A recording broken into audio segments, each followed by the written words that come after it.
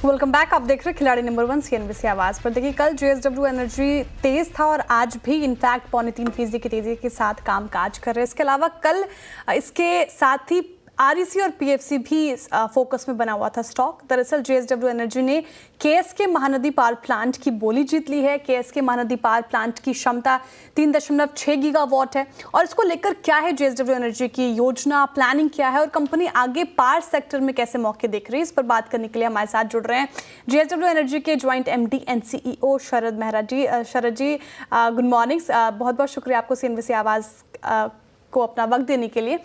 Sir, सबसे पहला सवाल तो मेरा यही होगा कि रिन्यूएबल स्पेस में मर्जर एंड एक्विजिशंस के बाद आपने अब IBC रूट के जरिए KSK डील का ऐलान किया है। इस एक्विजिशंस के बाद हमें थर्मल प्रोजेक्ट्स पे आपका नजरिया क्या है, वो बताइए। Thank you. देखिए, ये KSK का जो एसेट है ये एक बहुत ही हाई क्वालिटी एसेट है और टोटल कैपेसिटी अल्टीमेटली जब पूरी तरह से ये कंस्ट्रक्ट हो जाए तो 3600 मेगावाट का होगा, जो कि मे बी देश का थर्ड लार्जेस्ट कैपेसिटी होगी एट अ सिंगल लोकेशन। और ये एक बहुत ही अच्छा ऑपरेटिंग एसेट है।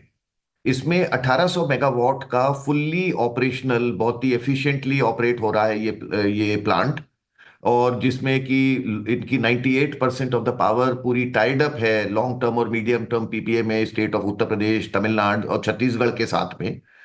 और इसमें ये प्रोसेस ये शुरू हुआ था करीब 2020 में, फिर ये चलता रहा। अल्टीमेटली इसमें येस्टरडे हमको एक लेटर ऑफ इंटेंट इसका मिल गया, COC से 100% अप्रूवल हुआ है हमारे रिजोल्यूशन प्लान का। एज अ प्रोसेस नाउ अब ये NCLT को जाएगा और NCLT in due course will give the final approval, जो हम समझते हैं कि जल्दी ही आएगा इसमें, क्योंकि क्रेडिटर्स भी COC भी इसको जल्दी चाहेगी कि ये, और जो वैल्यू इनको रियलाइज हुआ है प्लस जो इनको जल्दी अपना इन्होंने बुक्स में जो लॉग लिया था, they will like to do the reversal.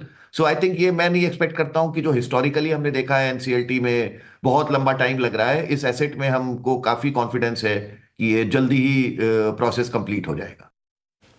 Ji sir, बिल्कुल। लेकिन KSK डील की फंडिंग कैसे होगी, ये मैं आपसे समझना चाहती हूँ। क्या ये इंटरनल एक्यूरेल्स काफी होगा?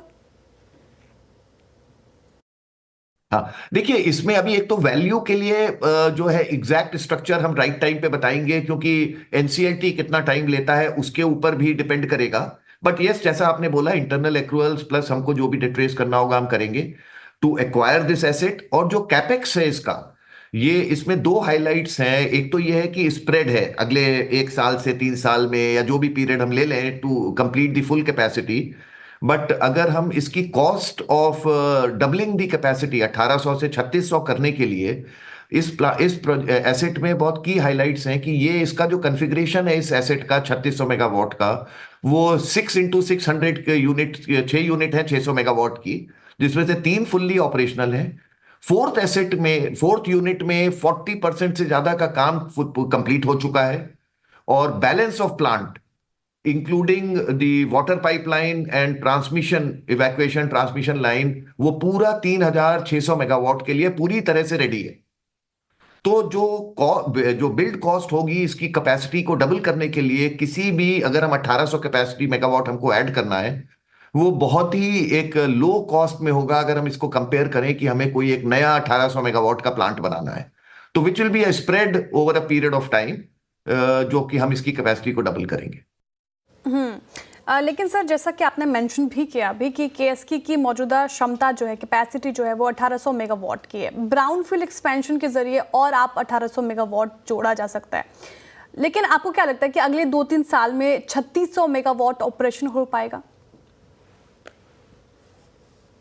हाँ, हमें इसमें जो आपने टाइम पीरियड बोला है, हमारा भी कॉन्फिडेंस लेवल हाई है। और उसमें एक और एडवांटेज है कि जैसे हमने बोला कि चौथी यूनिट जो है जिसका 40% काम कंप्लीट हो चुका है, वो जल्दी आ जाएगी, और बैलेंस 2 यूनिट्स में जो टाइमलाइंस आपने बोला उस टाइमलाइंस में हमको कॉन्फिडेंस है कि विद इन 3 ईयर ये प्लांट पूरी तरह से 3600 मेगावाट ऑपरेशनल होगा। सर, बहुत बहुत शुक्रिया सब जानकारी हम हमारे साथ साझा करने के लिए। ठीक है, वक्त हो चुका है छोटे से ब्रेक का। ब्रेक के बाद फिर हाजिर होते हैं।